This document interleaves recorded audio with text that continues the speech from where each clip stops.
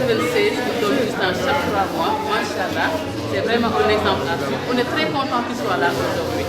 Merci.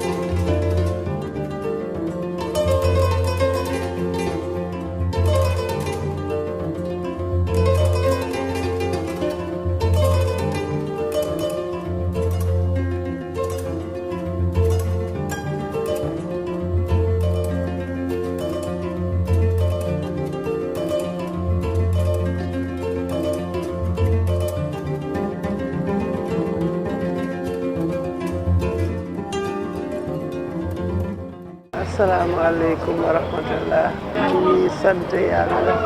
di julli ci yonent bi sallallahu alayhi wa sallam moom mi ñu may ñu def ko daaw fekke waat ko ren yàlla nañu may ñu koy fekke at yu bare bari ñu ko ci ñaanal te lépp luñ ci ñaan yàlla na ko yàlla jotale ci yërmandeem yokk ko waajur yeeg mboolem suñuy niiw jullit yëpp ci àddina ci daraja yonent bi sallallahu alayhi wa sallam di wax alhamdulilah rabbil alamin lii moom macha allah mi bëtam la mu fa doon daf ma daan wax yaay ñaanal ma am xaalis bu bari ma am ay milliards ma ne ko papa comme sama papa laa ko tuddee papa looy doyee milliards mu ne doon bëgg a créer fondation ma ne fondation pour lan mooy dimbali jullit yi dimbali ñirim yi ma siggi xool ko ne ko ay papa loolu de lu baax la yàlla def jotu ko mot li yàlla def li ko neex jabaram doon ku baax ne taxaw temm ne li jëkkëram bëggoon daf koy mottali ci kàntanu yàlla daf ci taxaw def ci lu mu mën ak lu mu mënul foofu ko yàlla yemale ay magam jàpp ci ay xaritam jàpp ci ñëpp jàpp ci ba mu yegg si fii tey defoon nañ ko daaw ren te macha allah alhamdulilah ñuy gërëm ñëpp di sant ñëpp ñi fi teew mbokk yi xarit yi dëkkaale yi àndandoo yi ak ñëpp yàlla mi am fay yàlla ma leen yàlla fayal action bi day wax dëgg yàlla lu ci waay def sa bopp nga ko defal ndax kaa ñu liggéey ngir yàlla kaa ñu dimbali si mbokk jullit don de sang ku ne xam na li muy jëriñ li muy faj bari na soxla nañ ko ci hôpitaux yi dispensaires yi accouchement yi feebar yi ak lépp don de sang def ci baax ngeen taxaw ci nag li ci def lépp lu ngeen mën ak lu ngeen mënul yàlla mi am pay yàlla leen ko yàlla fayal boppam ndax pay yàlla moo dàq bu nit kon yàlla mi am pay yàlla leen yàlla fay yow na Sakoura maa ngi lay gërëm di la sant di ñaan yàlla taxawaay bi yàggal ndax mënoon nga ne man tam dama koy def am ci xaalis sama métier la waaye da nga koy def rek ngir yàlla di muy sa participation yàlla nag lañ la bàyyeel yàlla mi am lu baax yàlla na la ko yàlla defal ko njaboot bi yëpp defal ko mbooloo mu jullit macha allah alhamdulilah maa ngi gërëm ñëpp di sant ñëpp di ñaanal ñëpp jàmm yàlla nañ ko yàlla boole ñu koy teewee at yu bari ca rafet fekke kenn bañ a manqué daraja yonent bi sallallahu alayhi wa sallam a'uuzu billahi mina sheytaani rajim bismillahi rahmani rahim allahumma salli ala seydina muhammadin wa sallim famille Mama Louise Niang ak ñi fi teewal suñu doom Mamadou Tamsir Diop di jiital si ay magam ak ay famille yi fi teew yëpp ak mbooloo mi fi teew yëpp may wax ci turu cercle des mamans bi nga xamante ne ni ñu nag maman Louise Niang ñoo ko bokk ñu bokk suñu sëriñ Baye Cheikh Mamour Insa Rouhou Ibn Mariam mu nekk nag bis boo xam ne Sénégal yëpp a ko bokk mën naa ne àddina bi yëpp a ko bokk di rafetlu taxawaay bi di ñaanal way dewlu bi dayoom yàlla na ko yàlla tasaare ba àddina bi yëpp yëg ko parce que c'est pas donné à n'importe qui donc lii mu teg nii bàyyi ko fi yàlla na ko yàlla dundalal boppam yàlla mooy màggal yàlla na ko yàlla màggal tasaare ko barkeel ko ba mu raw njortu ay waajuram di ñaan yàlla fu mu féete woon yaayam yàlla na ko fa yàlla féete ak fi mu féete woon ay frère am ak mbooloo mi yëpp yàlla na yàlla féete ñu fa di ko ñaanal yàlla àjjana firdawsi yàlla na ko yàlla yóbbu àjjana firdawsi di ñaanal lim fi bàyyi yàlla na barke ba raw njort di ñaanal famille bi yëpp ak ñi teew ñëpp ak waa xadara Cheikh Mamour Insa yëpp salaamaaleykum wa rahmatullah. salaamaaleykum mbooloo mi maa ngi leen nuyu di leen sant di ñaan suñu bésu doom bi yal na yàlla yàggal taxawaay yàlla bàyyi ñu fi ñu yàgg di ko ñaanal fa mu ne gënal ko fi mu jóge foofu yàlla na réccu li mu doon def ci kaw suuf kontaan nañu ci moom ñoo ko jur waaye merewuñ ko di ko ñaanal rek yal na ko yàlla lafal cat yàlla na wéttali ko suñu boroom ak ñamu fa fekk ak ña leen fa fekk ñëpp yàlla bu ñu gis dara lu ko jaaxal bés bi ñu taxaw moom rek la bëggoon loolu dong moo doon mbébétam balaa mu doon am lu ko neex rek jàppale nit wala nit ku sonn mu am ci moom yërmande ñun ñii di ay yaayam jur ko de ba mu demee la ñu gën a xam ni mu meloon ci moom daan nañu toppatoo waaye ba mu demee la ñu gën a xam li mu daan def ci nit ñi te boolul woon dara ak wax kon nag bésam bii yal nañu yàlla bàyyi ñu yàgg di ko taxawu di ko defar ndax fa mu ne mu kontaan sant yàlla bu baax di gërëm ñëpp di sant ñëpp jërë ngeen jëf sama doom la dama koy ñaanal rek di ko ñaanal fa mu ne suuf oyof ci kawam ak ña mu fa fekk ak ña leen fa fekk ñëpp merewuñ ko ndax lii rek la bëggoon lii rek moo doon mbébétam kon nag bu wanee gannaaw ñu ko koy defal ak ay magam ak ay yaayam ñu sant yàlla rek sant yàlla bu baax jërë ngeen jëf jërëjëf. asalaamaaleykum mbooloo mi daal xam naa ne sama turandoo papa ji di suñu caat bi maa ngi koy ñaanal fa mu ne yàlla fa gënal fi mu jógee te dajee ma xamee lépp lu mu fi batale ci lu rafet lii yàlla na ko yool bi fekk fa mu ne ci darajay Muhammad yàlla na réccu li mu doon def ci àddina ci darajay Muhammad sallallahu alayhi wa sallam Jóob jàll yàlla na ko malaaka yi ma da teeru niiw ni bépp julli darajay Muhammad sallallahu alayhi wa sallam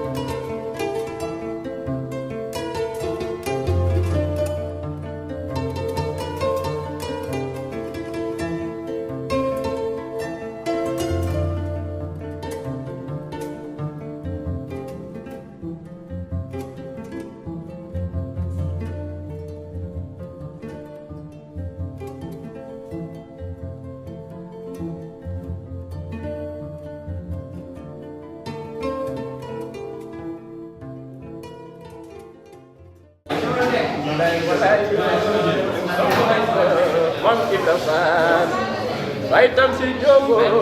mo way bayla bam ci la fan bay tam si jogo mo way bayla bay Mamour Insa Ruuxullaahi sa soppe bi moom ñun bëgg nañ ko Baye Tamsiro ñun sopp nañ la ci barke Baye Mamour Insa doomu yàlla gis nga ñun sopp nañ ko ci barke Baye Insa doomu yàlla gis bi ñun bëgg nañ ko Baye Tamsiro yow jóoba juba Baye Tamsiro ñun bëgg nañ ko Baye Tamsiro ñun sopp nañ ko ci barke Baye ñun doodu ndeñ di leelalo Baye Tamsiro ñun bëgg nañ ko Baye Tamsiro ñun sopp nañ la suñ xoli de yow yaa fi ne yal na yàlla xare la àjjana yi gën a kawe ci barke Baay yal na yàlla xare la àjjana ci barke Baay ñu ngi lay ñaanal ci barke Baay ci barke Seex Tijaan yàlla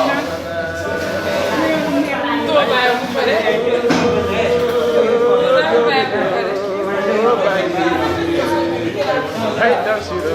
ka yàlla may la jërëjëf.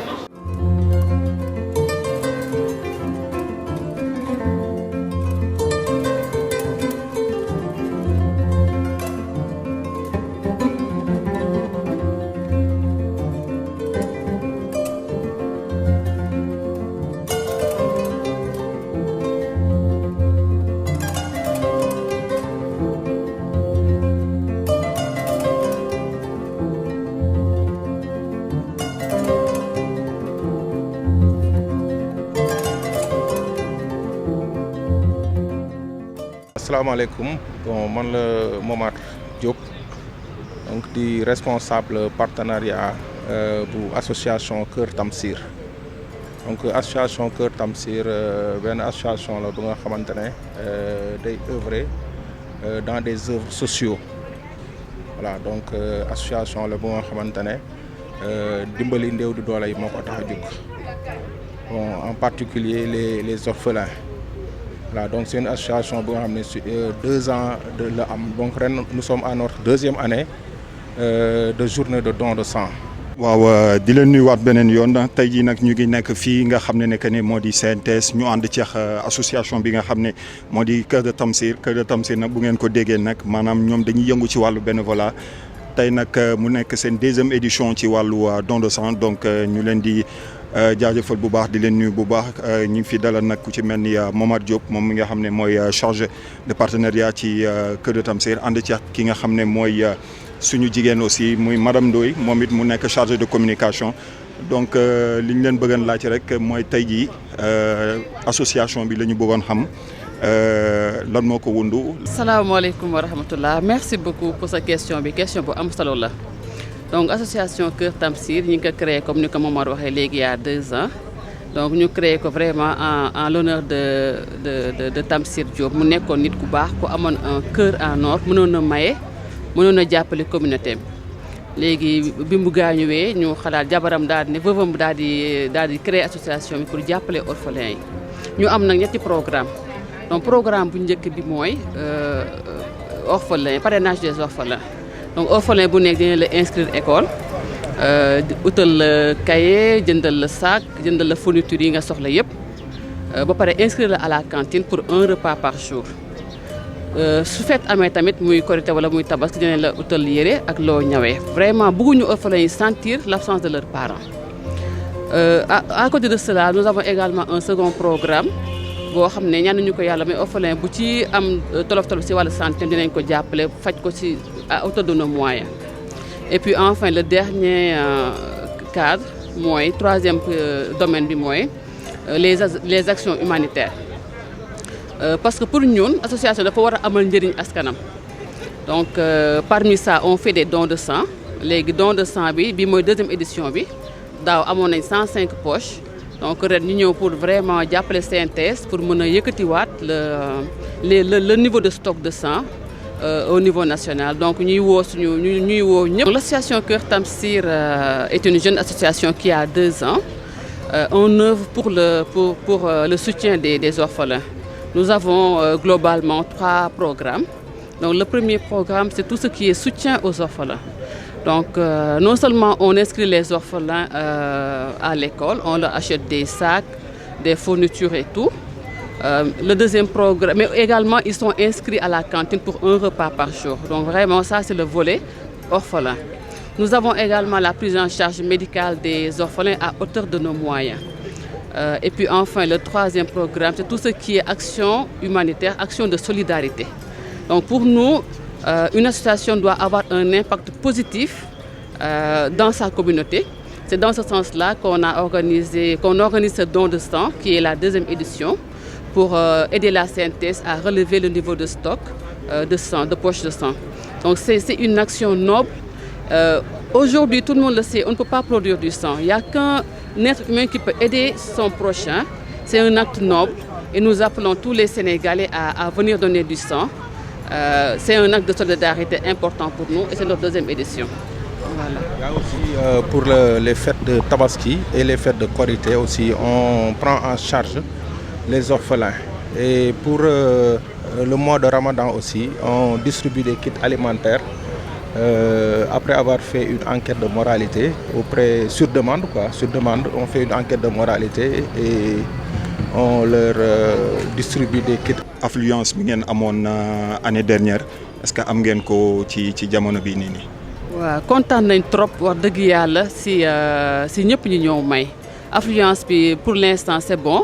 actuellement nii rek amagum nañ plus de 50 poches te il n'est que 11 heures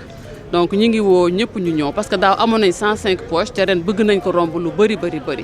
Donc les nit ñi ngi continuer di ñëw kontaan nañ ci trop te ñi ngi ñaan ñu continuer ñëw vraiment ñu mun a am plus de 100 poches comme année passée. Mais li ñu gis fii est-ce que on a tendance à voir Sénégalais yi yëpp war a ñëw mais fii dañuy gis ne que la plupart proches yi ñoo fi ëpp. waaw am na ay proches mais am na ñoo xam ne tamit ay collègues lañu am na ñoo xam ne sax xamuñu leen man damay ñëw chaque fois di laajte di présenter association bi ñu bëri dañoo ñëw nii rek pour maye deret donc effectivement proches yi ñëw nañu collègues yi ñëw nañu. Les amis également sont là mais il y a également des inconnus ñoo xam ne ñoo ñëw pour may deret te yàlla tax voilà. Actuellement il est 11 heures pratiquement et nous avons plus de 50 poches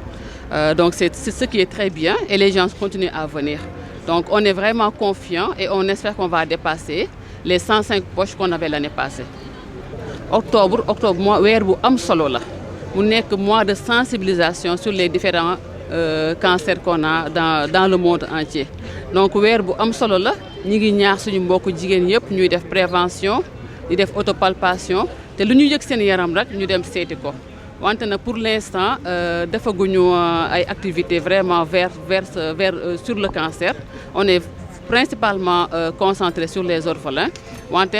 xalaat bu rafet la xam naa du ñàkk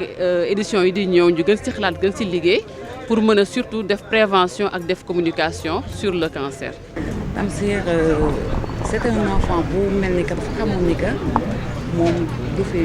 toog daal dafa ñëw pour jàngal ñu àdduna après ba pare daal di dem parce que koo xamante ni yaa ngi seet néew gi doole yi di leen dimbali en douce et pourtant Tamsir xale la ba muy dem xale bu ndaw la. di seet néew gi doole di leen dimbali en douce kenn du ko yëg Tamsir mooy fekk bu amul dara Tamsir day bàyyi ba guddi mu dem di def di œuvre ay social daal ba pare tàggat ñu ci loolu ñun Tamsir ba mu dëddoo la ñu door a xam ni Tamsir ñu bëri moo yoroon seen dépense Tamsir ñu bëri moo leen doon faj en fait il a fait beaucoup de choses yoo xam ne buñ la nee lii xale bi moo ko def da nga naan noonu c'est pas vrai. tey yow ban anecdote nga ñu mën a wax ci Tamsir lan nga mës a dund ak moom ci loo xam ne tey jii marqué na la tey bi mu fi jógee. Il y a beaucoup de choses mais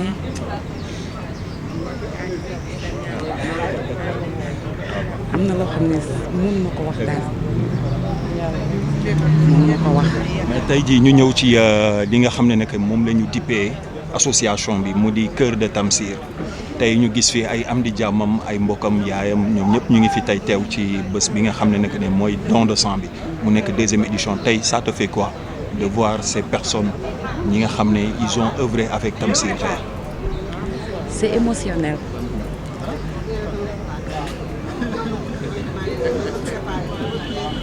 man maa ngi tudd Baye Diop di mag si Tamsir Mamadou Diop toog ak suñu beneen frère tamit Thierno Omar Diop tamit di mag si Mamadou Diop daanaka bu ñuy wax ne yar moom ñun ñi ñoo ko yar waaw Tamsir fi nga daanelee laay njëkkee si waajuram bu jigéen comme ni nga ko waxee Tamsir dafa nekkoon nit koo xamante ne exemple la si relation yoo xamante nit da koy am ak waajuram ni mu fonkee waajuram ak ni mu ko doon toppatoowee ñun ñi nga xamante ay magam la sax daf ñu doon inspiré dañuy wan nit nan lay nekkee ak waajuram waaw moo wax yaay ji dañu am relation particulière comme ni ngeen ko waxee xam nga Tamsir il est né avec une malformation cardiaque donc boo gisee ñu jël baatu cœur bi foofu la jógee ba pare il avait un grand cœur mu nekkoon nit koo xamante ne xol bi foo ko natt rek weesu na ko si baax ak si mën a dimbali doomu aadama yi bi ma amee 1 an la waajuram bu góor génn àdduna donc ñu ñuy cheminer ensemble mu jàmbaare woon si jàngam yàlla dimbali ko ci ba mu am ci réussite am si maîtrise am en informatique ak DSSM doon liggéey institut Pasteur comme bio-informaticien yàlla def na si Covid bi liggéey na ci loo xamante ne ñi ko ci liggéey bëriwul parce que plateforme Teranga bi nga xamante ne moom la ñu utiliser si Covid bi nga xamante ne moo doon recenser tout ce qui est données Covid nga xamante ne moom la ministère doon utiliser moom la état du Sénégal doon utiliser plateforme Teranga boobu moom mooy concepteur bi nekkoon koo xamante ne ku xarañoon si liggéeyam la te loolu aussi tamit dañ si remercier ñi nga xamante ne ñoom la doon liggéeyal mooy waa Institut Pasteur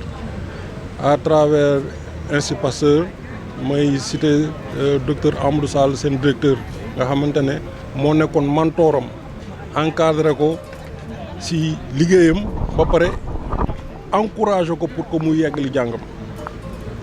bu ñuy wax tamit si Tamsir chance bi mu am moom mooy que ay kilifa yu mag ñoo ko wër mais dafa nekk nit koo xamante ne képp ku muy jokkool la day seet li nga xamante ne moo gën ci yow mu jël ko approprié wu ko dinaa ci tudd sëriñam Baye Cheikh Mamour Insa dinaa ci tudd ay magam Ibrahima Diop lébu nga xamante ne mooy taw ci kër gi dinaa ci tudd Alioune Diop dinaa ci tudd Thierno Omar Diop maam Thierno mi ma toogal nii ak yeneen magam yi si wàllu liggéeyam ni ma ko waxee si wàllu mbokk yi tamit ay gorom papu jabaram ma koddu Njaay nga xamante ne moo jur jabaram bu taxalikook maire fekk ne ni moom day ñëw fekk maire bi di jaay li muy jaay mu laaj ko ñaata la mu jël lépp da koy këpp ci oto bi parce que du ko bëgg a bàyyi ak jaay bi parce que danaan bu ko joxee day continuer di jaay te dafa bëgg moom mu dem noppalu ko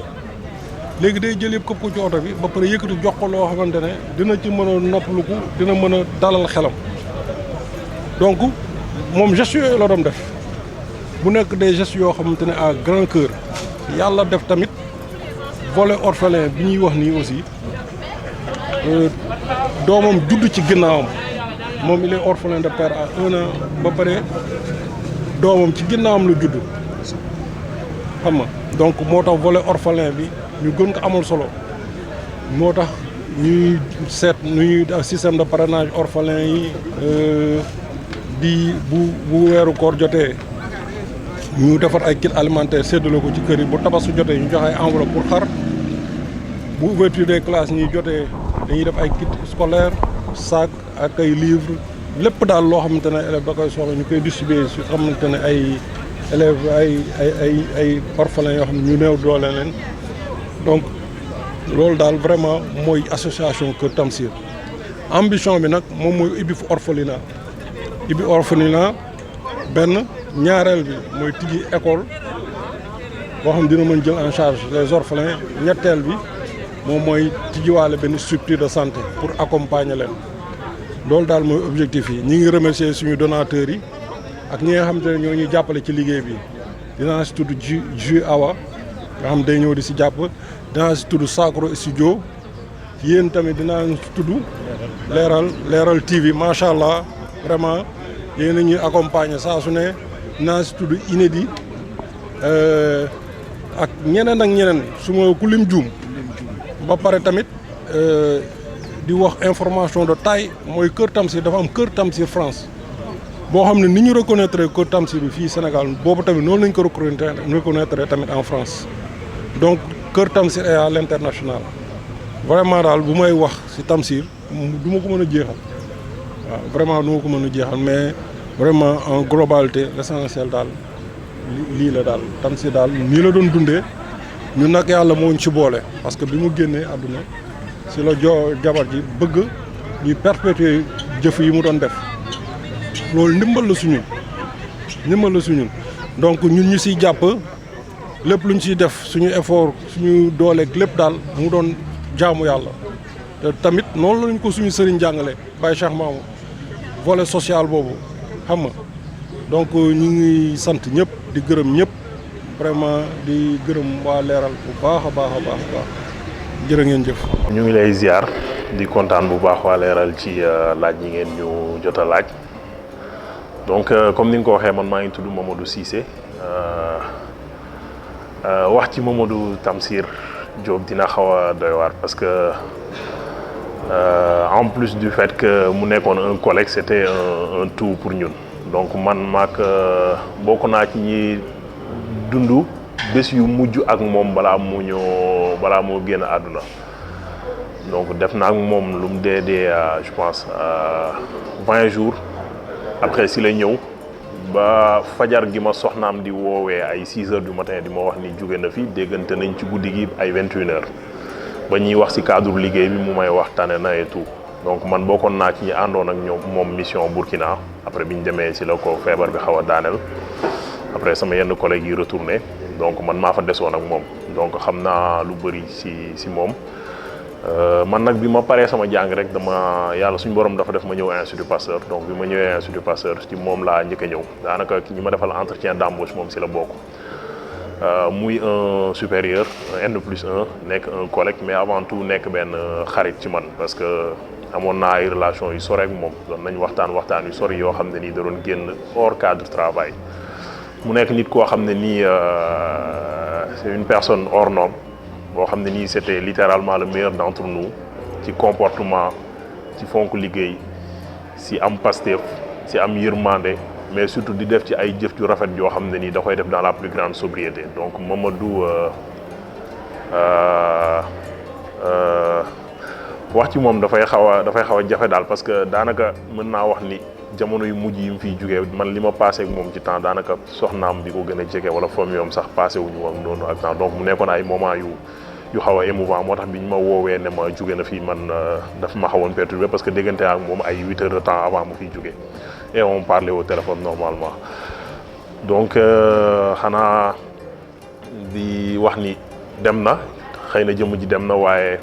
jëf yu baax yi mu fi doon def ak xol bu rafet bi mu fi bàyyi daanaka dara jógewu fi li koy firndeel mooy actes yi ñuy def don de sang yi ak yeneen actes yoo xam ne nii association bi mu ngi koy def jaarale ko ci dimbali ay néew di doole si loo xam ne nii daanaka moom dundam yëpp ci la ko doon def donc di ñaan suñu borom yërëm ko yeesal yërmandeem ci moom xaaree ko aljana après bi mu fi jugewee sax man si laay soog a rendre compte Mamadou sama nijaay bu ma jege la parce que bi ma ko waxee sama yaay après sama yaay bi mu ñëwee di jaale si bi mu waxtaanee ak yaayam ci lañu gis ni effectivement ca suñu mbokku lébu yi nekk Médina mbokk bu jege la moo tax yaayam sama maam la ci man moom mu wëlbatiku doon nijaay ci man doonoon sama supérieur te man xaw ma ko woon léegi nag après bi loolu noonu yëpp amee ba mbokk gi retrouvé wu ci laa gis ni daal lu ma jàppoon fukk dinaa ko gën a jàpp moo ko mënee ful téeméer def ko ñoom it wax dëgg yàlla ñu jàpp ma boobu ba léegi ñuy jëflante yu rafet saa yu ma féexee dem fa ñu may woo di ma nemmeeku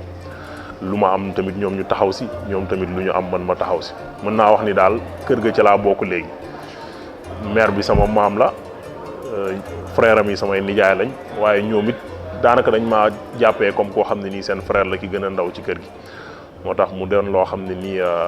saa yu ñu soxlawee daal wala saa yoo xam ne nii am na lu ñu yittewoo luy wax loo xam ne nii ñun dañ cee war a def suñu doolee poos wala suñu doole dañuy ci góorgóorlu. waaw macha allah mu nekk lu am solo en parlant de social dañuy doon wax ni nekk Tamsir ku social la woon jovial la woon dafa bëri woon li mu doon yërëm yow tey yow mi nga xam ne tu as été un collègue ci moom bokk ngeen liggéey doo bokk ngeen ànd voyager maanaam lan moo la marqué ci ànd bi ngeen doon ànd ban anecdote nga ñu mën a wax ci li nga xam ne que moom ngeen doon ànd ci social bi nga xam ne moom nga doon def. bon mën naa wax ni majeure partie wu dundu Tamsir yëpp ci social la ko def anecdote yi gën a néew rek Tamsir daan na toog Institut Pasteur jékki-jékki dem génn comme ñun ay collègues am la ñu woon duñ gis fu mu dem alors qu'en réalité da daan dem si laboratoire médical bi amaana daan na am ay nit yoo xam ne nii daan seen loxo daanul jot seen ginnaaw ñu ñëw war a def ay analyse nit def analyse ba pare wëlbati ko war a fay ñu ne ko am na ku fi jaar fay ko ba pare amaana moom ñu fayal sax mu bëgg a tourner gis kan la fekk moom delluwaat na bërëbu liggéeyukaayam ba nekkaat ci liggéeyam maanaam moom jàpp na ni suñ borom peut-être cërale woon na ko ay xéewal mu néew mu bëri mais cërale boobu mu ko cërale woon dafa jàppoon ni daanaka mook jaamu yàlla yi ñoo ko bokkoon donc du coup ci la doon taxaw léegi ànd na ak moom mission yu bari nag def na ak moom ay gestion épidémie yu bari ànd na ak moom Touba ànd na ak moom Kédougou ànd na ak moom dëkk yu bëri yoo xam ne dañoo waroon dem en tant que volet digitalu épidémie bi ñu koy gérer mais daal chaque jour ci li nga xam ne ni mooy yitteem mooy bien-être nit ñi est-ce que nit ñëpp nekk nañ ci condition yu baax est-ce que li ñu yittewoo pour mën a seen liggéey mën a jaar yoon yëpp ñu ngi ci yooyu daal la doon dox. Je me rappelle jour bi ñuy annoncé décès am na benn kilifa bu ñu naan monsieur Joseph Faye ku nekk suñu bureau moom il fait partie des doyens et des anciens mu ne c'était une catastrophe parce qu'on a perdu c'était littéralement le meilleur d'entre nous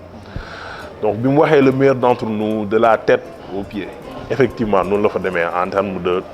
bien-être en termes de xol bu rafet en termes de ambiance groupe bi en termes de lépp c'était le meilleur d'entre nous sous tous les plans léegi suñu borom moo xam nag lu tax mu teel ko fee jëlee xanaa di ñaan suuf gën a woyof ci kawam suñu borom gën koo xaaree àjjana gën a taas aussi barkeem si ñun ñëpp jëf ju baax yi mu fi comme jëf yi mu fi doon tàmm di def rek lépp loo xam ne nii day jëm ci dimbali jaamu yàlla yi mën naa am dimbali boo xam ne nii ci koom-koom lay doon mën naa am loo xam ne nii ci wér-gu-yaram donc comme volet don de sang ni nga ko gisee wér-gu-yaram la donc ku ne xam na ni wér-gu-yaram mooy lépp ku ko amul doo mën a jariñu donc don de sang yi ñuy def amaana am nañ yaakaar ni dina jàppale ay doomu aadama yu bëri yoo xam ne nii yitte woo woon nañ ko te tamit suñu gestes yi ñuy def nii dina leen mën a permettre ñu gën a mën a retrouver seen santé pour mën a gën a jariñ seen bopp jariñ seen njaboot jariñ réew mi en général association bi aussi yamul si don de sang bi kese mu ngi def comme li ma la waxoon ay actes sociaux yoo xam ne nii dañ koy def dans la plus grande sobriété amaana am na ay doomu aadama yu bëri yoo xam ne nii ñu ngi leen di jàppale ñii ci seen wàllu koom ñii ci seen wàllu njàng ñii ay xale lañ yoo xam ne nii seen i waajur jotul seen ginnaaw ñu leen di jàppale loolu yëpp ci continuité moom li nga xam ne nii moom la doon def bi mu fi nekkee donc xanaa di ñaan suñ borom mu barkeel lépp su ko barkeelee mu ful ko te bu ko fulee mu def mu den njariñam moom yiw yi fekk ko fa mu nekk fekk ko si njabootam def ko ci Sénégal yëpp ba lépp luy tawféex ak taysiir rek mu àgg si jaamu yàlla yëpp comme moom ci loolu la doon dox jërëjëf. Bonjour, je suis Khadija Toussar, présidente de l'Amicale des femmes de Sonatel. Donc, au nom de toutes les femmes de Sonatel, nous venons aujourd'hui soutenir l'association Kër Tamsir qui défend des causes nobles et aujourd'hui particulièrement, nous assistons au don de sang. Donc, et en tant que femmes, nous savons toute l'importance de donner du sang parce qu'en général, nous sommes les premières consommatrices, entre guillemets, de ces poches de sang. Donc nous invitons vraiment les femmes à plus donner de sang parce qu'en donnant la vie, souvent, on a besoin de ces poches de sang pour sauver d'autres femmes. Et aussi témoigner toute notre amitié à cette association Kër Tamsir qui perpétue de bonnes œuvres qu'une personne lambda, un Sénégalais, faisait discrètement et pour satisfaire aussi et venir réconforter d'autres Sénégalais. Donc Amal Njëriñ Askan Bi, c'est vraiment aussi Kër Tamsir, cette association-là, qui le perpétue et qui fait des actions concrètes dans ce sens. Merci beaucoup et nous sommes vraiment très honorés d'être là aujourd'hui. Merci beaucoup. Je m'appelle El Hadj Momar Marème Diop. Je suis le responsable partenariat de l'association de bienfaisance Kër Tamsir. Bon, en fait, c'est une journée de don de sang qui est un acte humanitaire, qui est un acte de bienfaisance, qui est un acte qui sauve des vies. Voilà, donc nous sommes à notre deuxième année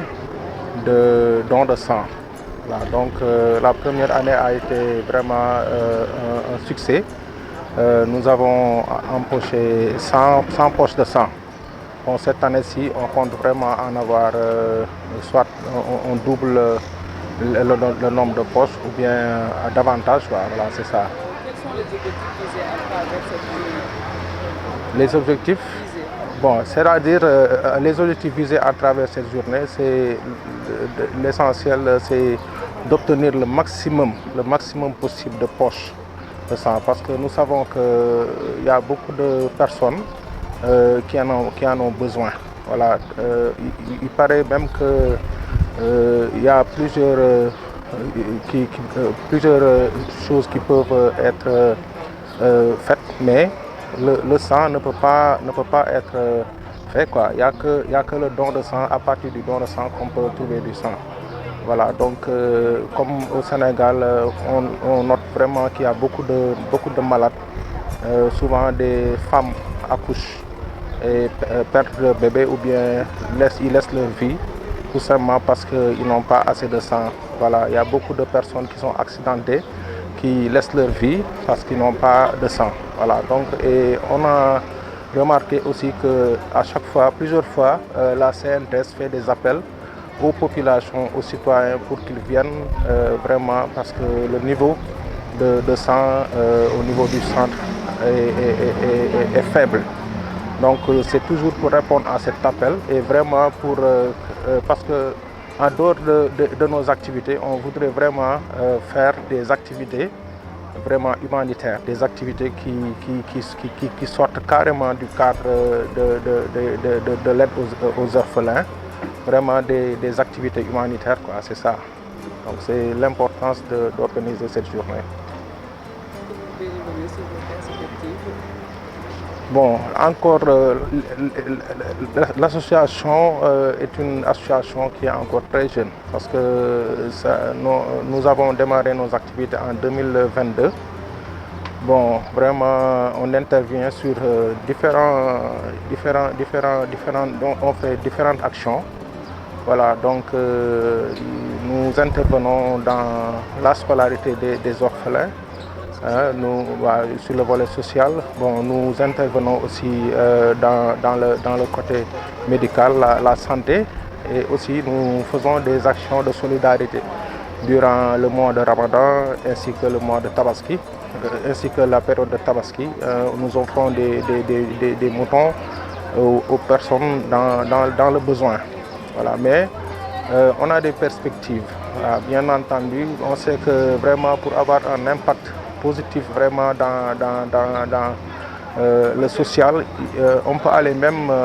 jusqu'à la construction d'un centre d'incubation, voilà, ou bien un orphelinat. Voilà, c'est dans nos perspectives, mais pour le moment, on appelle vraiment tous les citoyens, à tous qui sont sensibles à cette cause, vraiment de venir nous rejoindre dans cette bataille.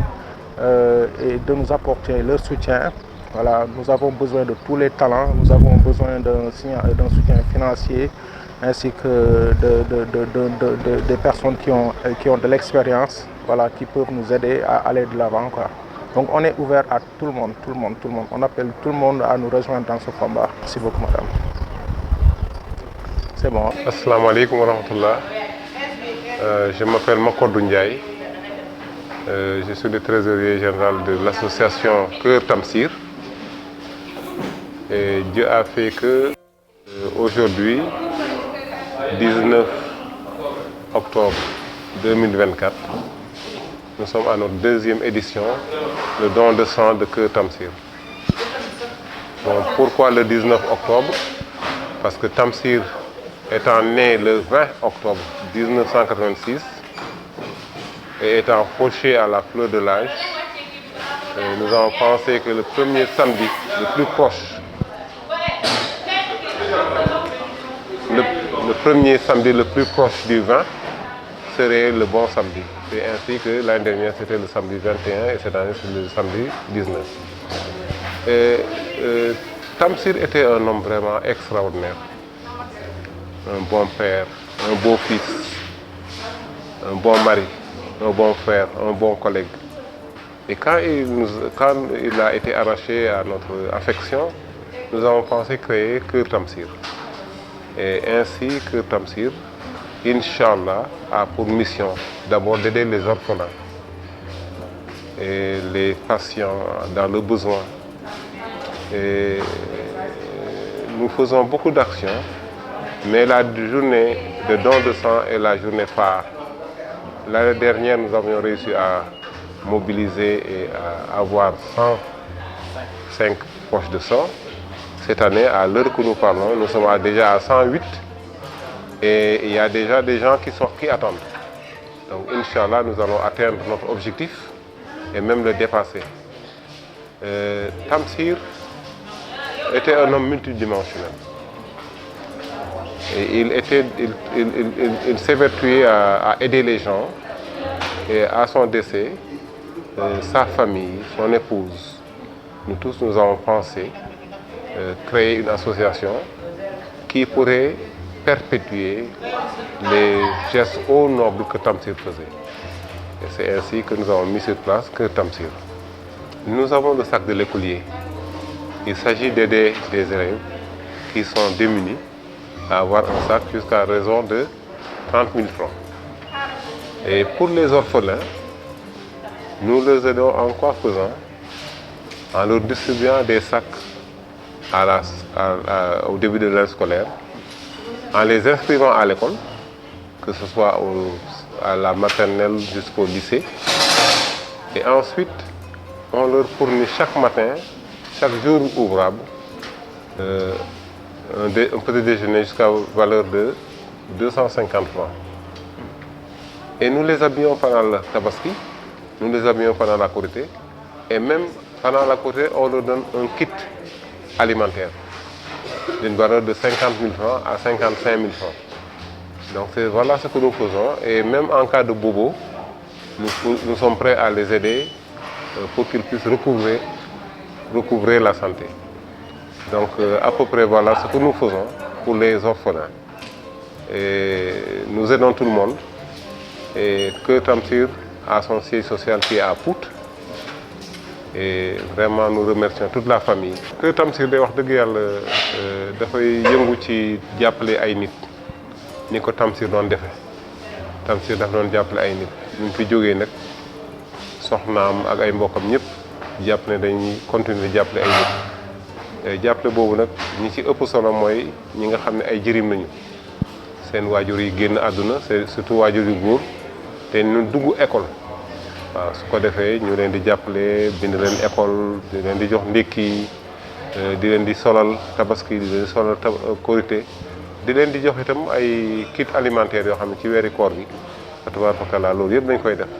et di def aussi sac de l'écolier waaw mooy ñi nga xam ne amuñu